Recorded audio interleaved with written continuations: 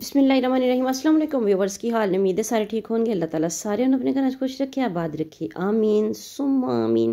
ਤੇ व्यूवर्स ਅੱਜ ਆਪਾਂ ਇੱਕ ਦੁੱਧ ਦੀ ਰੈਸਿਪੀ ਬਣਾਵਾਂਗੇ। ਨੁਸਖਾ ਹੈਗਾ ਹੈ, ਟੋਟਕਾ ਕਹਿ ਲਓ, ਜੋ ਵੀ ਕਹਿ ਲਓ, ਲੇਕਿਨ ਹੈ ਬਹੁਤ ਜ਼ਬਰਦਸਤ। ਤੁਸੀਂ ਵੀਡੀਓ ਨੂੰ ਛੱਡ ਕੇ ਕਿਤੇ ਵੀ ਨਹੀਂ ਜਾਣਾ ਜੇ ਤੁਸੀਂ ਵੀ ਚਾਹੁੰਦੇ ਹੋ ਕਿ ਤੁਸੀਂ ਖਤਰਨਾਕ ਤਰੀਨ ਬਿਮਾਰੀਆਂ ਤੋਂ ਨਿਜਾਤ ਪਾ ਲਵੋ। ਇਹ ਜਿਹੜਾ ਦੁੱਧ ਆਪਾਂ ਬਣਾਉਣ ਲੱਗੇ ਆ, ਤੁਹਾਨੂੰ ਕਿਹੜੀਆਂ ਕਿਹੜੀਆਂ ਬਿਮਾਰੀਆਂ ਤੋਂ ਜਿਹੜਾ ਵਾ ਇਹ फ़ायदा ਦੇਵੇਗਾ, ਪਹਿਲੇ ਉਹ ਬਿਮਾਰੀਆਂ ਡਿਸਕਸ ਕਰ ਲੈਂਦੇ ਆ।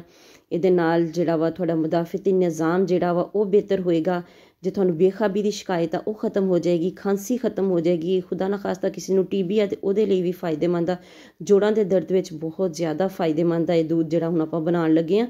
ਤੇ ਜਿਨ੍ਹਾਂ ਲੋਕਾਂ ਨੂੰ ਮਿਹਦੇ ਦਾ ਮਸਲਾ ਵਾ ਉਹਨਾਂ ਵਾਸਤੇ ਬਹੁਤ ਜ਼ਬਰਦਸਤ ਚੀਜ਼ ਆ। ਇਹਦੀ ਵਜ੍ਹਾ ਤੋਂ ਇੱਕ ਕਬਜ਼, ਜਲਨ, ਗੈਸ, ਤੇਜ਼ਾਬੀਅਤ ਸਾਰੀਆਂ ਚੀਜ਼ਾਂ ਤੋਂ ਤੁਹਾਨੂੰ ਇਹਦੇ ਨਾਲ ਨਿਜਾਤ ਮਿਲ ਜਾਏਗੀ। ਬਹੁਤ ਹੀ ਜ਼ਬਰਦਸਤ ਟੋਟਕਾ ਵਾ, ਬਹੁਤ ਹੀ ਆਸਾਨ ਆ।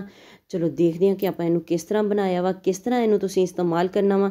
ਸਾਰਾ ਕੁਝ ਜਾਣਨ ਲਈ ਵੀਡੀਓ ਨਾਲ ਤੁਸੀਂ ਜੁੜੇ ਰਹਿਣਾ ਵਾ। ਵੀਡੀਓ ਨੂੰ ਛੱਡ ਕੇ ਕਿਤੇ ਵੀ ਨਹੀਂ ਜਾਣਾ। ਬਿਸਮਿल्लाहिर्रहमानिर्रहीम।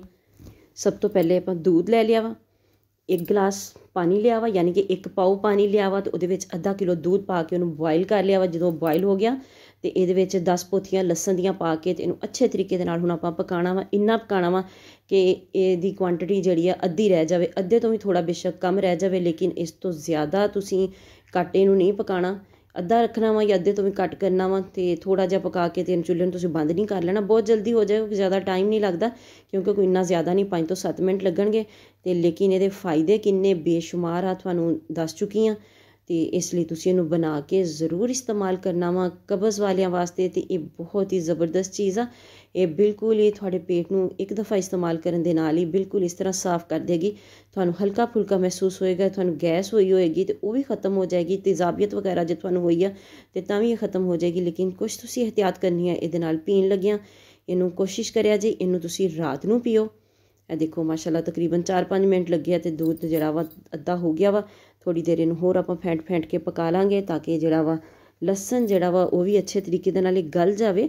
लसन जरा वा इहदी कोई एडा खास नहीं हैगा कि कड़वा लगेगा या लसन की स्मैल आएगी, इस चीज़ कोई भी नहीं।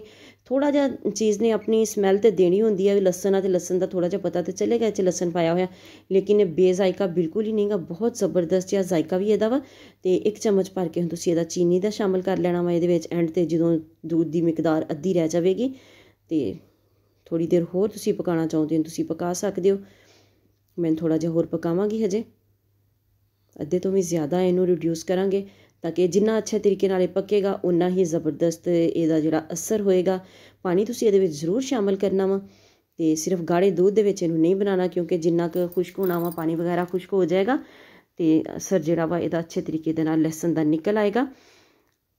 तुसीं चाहो तो लहसुन नूं इहदे विच ही मैश भी कर सकदे हो, या जदों बाद दे विच छानो तो उदों भी छानी दे उपर चम्मच दे नाल तुसीं उहनूं मैश करके ते उहदा जिहड़ा वा पेस्ट या नीचे दूध दे विच शामिल करके भी पी सकदे हो, कोई मसला नहीं। जिस तरह तुहानूं अच्छा लगे तुसीं इहनूं पी लो। ज़बरदस्त जिहा इहदे फ़ायदे बहुत ज़बरदस्त ने। तुसीं वीडियो नूं सदका जारिया समझ के इस वीडियो नूं तुसीं शेयर करना वा ताकि होर लोगां दा भी फ़ायदा होवे ते महंगियां दवाइयां तो छुट जान। तो यह देखो माशाल्लाह ज़बरदस्त जिहा दूध नुस्खा अपना तैयार हो गया वा। सर्दी विच भी ये बहुत ज़बरदस्त चीज़ आ, ठंड लगन तो भी तुहानूं बचाएगा। पीना तुसीं इहनूं किस तरीके नाल पीना, तुसीं इहनूं रात नूं सौण लग्गियां इहनूं पीना वा। इस दे उत्तों तुसीं कोई होर चीज़ अवॉइड करियो कि ना ही खाओ तो बेहतर आ। जिहड़ा दूध तुसीं पी के तो उदों सौ जाओ, तुसीं भी जदों तुसीं सोना होवे तो अद्धा घंटा पौना घंटा पहले इहनूं पी लो। तो इंशाअल्लाह ताला इंशाअल्लाह मेरे अल्लाह ने चाहया तो तुहानूं बहुत सारे फ़ायदे मिलणगे इस दूध दे नाल। तुहाडे बहुत सारे मसले हल हो जाणगे। मैदे दा मसला जिस बंदे नूं हुंदा वा उह नाल 100 बीमारियां होर जन्म लैंदियां वा कब्ज़ दी वजह तो। ते कब्ज़ नूं बिल्कुल अच्छे तरीके दे नाल 1 ही दिन च ख़त्म कर देगा। तो तुसीं ज़रूर इहनूं ट्राई करना वा। वीडियो नूं लाइक करना वा, शेयर करना वा। मिलदे हां नैक्सट वीडियो च, तक लई अल्लाह हाफिज़।